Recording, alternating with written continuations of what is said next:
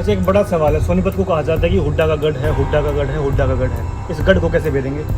2019 में मेरे बड़ा भाई श्रीमान भूपेंद्र हुड्डा आए थे और एक सामान्य से कार्यकर्ता ने उनको इतनी ज़बरदस्त तरीके से धूल चटाई थी कि 2.25 लाख से यहाँ से मतों से वो हार के गए थे। गढ़ का पता तो उनको तभी लग गया था। इस बार कांग्रेस का खाता नहीं खुलेगा, गढ़ की नानी याद आएगी, केवल कुलोई बच पाएगी। मैं सिर्फ एक बात आपके बीच में कहना चाहता हूँ। आज आप सेक्टर 23 में देख सकते हैं, समय ये बहुत समय से सब बैठे थे समय आशीर्वाद देने के लिए।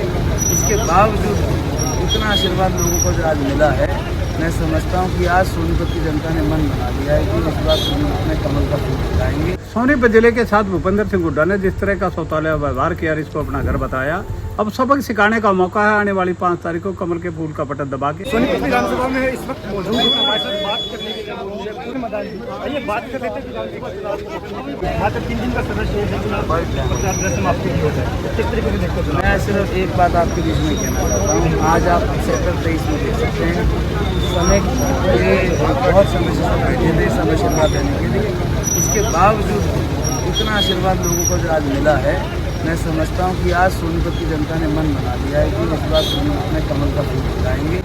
और 100% ये बात लोगों ने अपने मन में बना ली कि विधायक जी ने 5 साल कोई कार्य नहीं कराए, इस बार उनको वापस से सोनीपत लाने का काम करेंगे और सोनीपत में कमल। युवाओं की एक आस है निखिल मैदान, कह रहे हैं कि निखिल मैदान विधानसभा जाएंगे तो हमारे जो रोजगार मिलेंगे। युवाओं का आशीर्वाद मुझे पहले भी मिला है, 7 युवा मेरे साथ रहे हैं और आज भी युवाएं, जितनी युवा शक्ति है वो हमारे साथ में कंधे से कंधा मिलाकर चल रही है। पहले भी अपने युवाओं के लिए काम कराए हैं और आगे भी ये जैसे रायपुर स्टेडियम है कि आने वाले समय में युवाओं की जो भी मांग है, हमारे शहर में एक स्टेडियम है या स्पोर्ट्स क्लब है, इनके लिए पक्का आवाज़ उठाऊँगा और आवाज़ के साथ साथ में उनको यहाँ बनवाने का काम करूँगा। शुक्रिया। ये हमने बात की है भाजपा के प्रत्याशी सोनीपत से निखिल मैदान जी। उनका कहना है कि युवाओं के लिए लगातार काम करते रहेंगे और युवा इनके साथ लगातार जुड़े रहे हैं। ये भीड़ जो भी आपने 2 घंटे तक यहाँ पर बैठे हुए देखा है, ये इशारा कर रही है कि इस बार भाजपा का यहाँ पर ग्राफ लगातार बढ़ता ही जा रहा है। और इस वक्त हम मौजूद हैं सोनीपत में,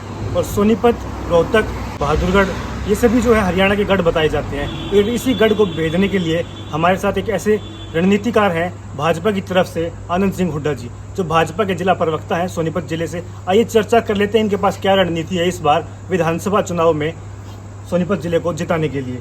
सबसे पहले आपका समाचार कैरी में स्वागत है जी।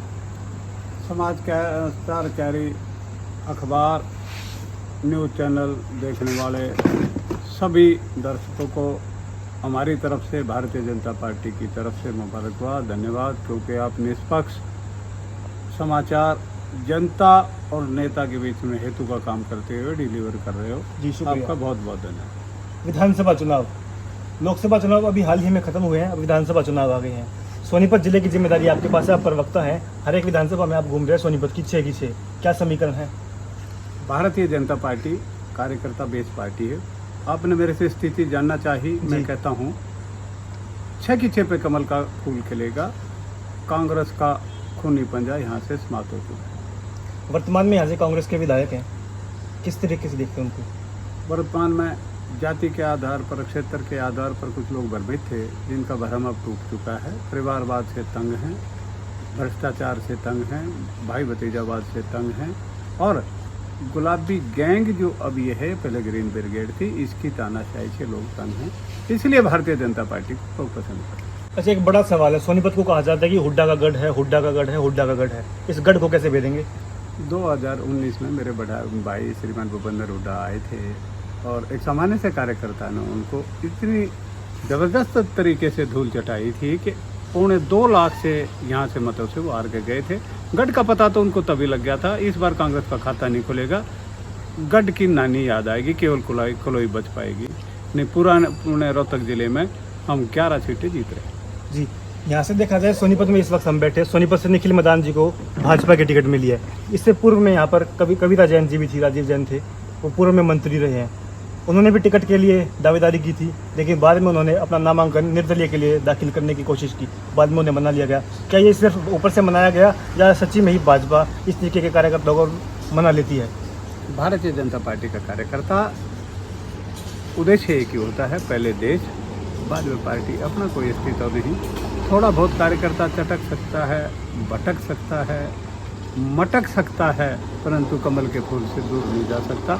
वो मटका माट की समाप्त हुई। अब चट्टान की तरह सब कार्यकर्ता लगे हुए हैं। हर बूथ पर त्रिदेव लगा हुआ है, शक्ति केंद्र प्रमुख लगा हुआ है, मंडल अध्यक्ष लगा हुआ है, जिलाध्यक्ष लगा हुआ है और बूथ समिति लगी हुई है जो बूथ पर कार्यालय खोलो के बैठी है। हर बूथ पे निखिल मैदान और पूरी सोनीपत लोग 6 की 6 विधानसभाओं में बूथ पर सरकार चले और बूथ से चुनाव चल रहा है। हम इसलिए सारी की सारी सीटें जीत रहे हैं। हुड्डा साहब, आपका जो संबोधन है हम ही नहीं बल्कि पूरा हरियाणा सुनता है। आप अपने संबोधन में बड़े जोशीले अंदाज से बातें करते हैं। हरियाणा की विधानसभा चुनाव को लेकर क्या कहेंगे, खासतौर पर सोनीपत को लेकर जोशीले अंदाज में? सोनीपत की 6 की 6 सीटें। सोनीपत जिले के साथ भूपेंद्र सिंह हुड्डा ने जिस तरह का शौचालय व्यवहार किया, इसको अपना घर बताया। अब सबक सिखाने का मौका है आने वाली 5 तारीख को कमल के फूल का बटन दबा के।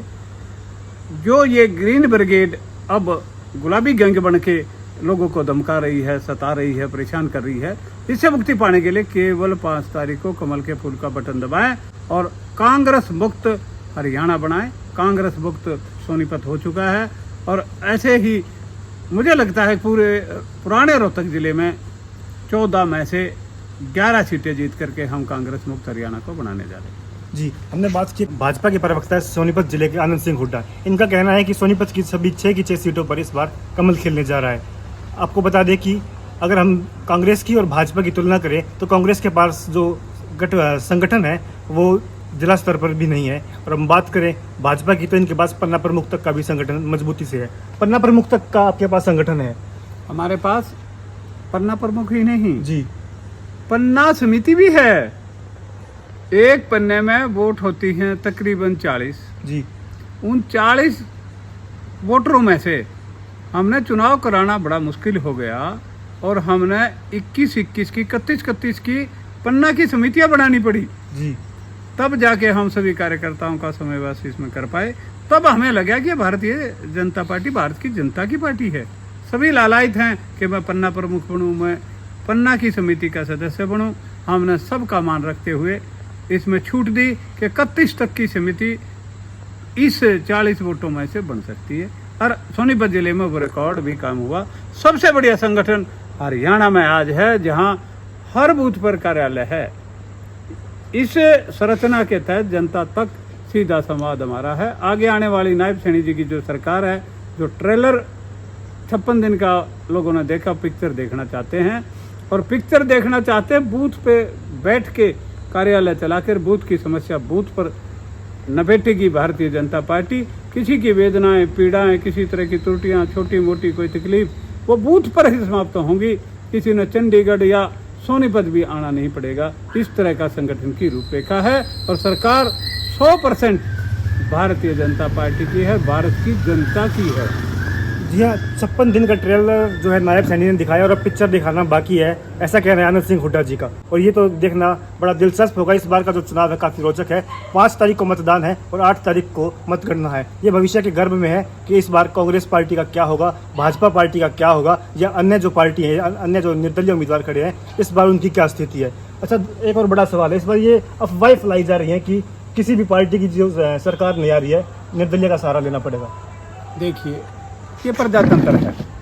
हर पार्टी प्रयास करती है कि मैं कोई ना कोई सबू का छोड़ दूँ और इनकी इन बातों से कुछ नहीं होने वाला। भारतीय जनता पार्टी की पूर्ण बहुमत की सरकार आ रही है और जो समविचार के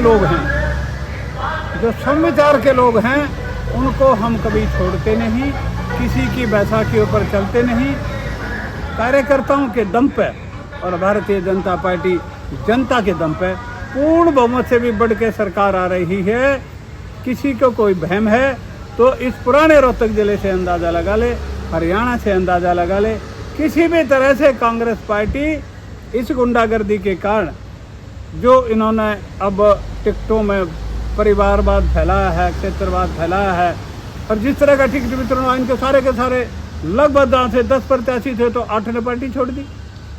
हमारे यहाँ चटक्या नहीं, कोई कार्यकर्ता मट क्या होगा तो मान गया जी। इनके वहाँ प्रथा नहीं है।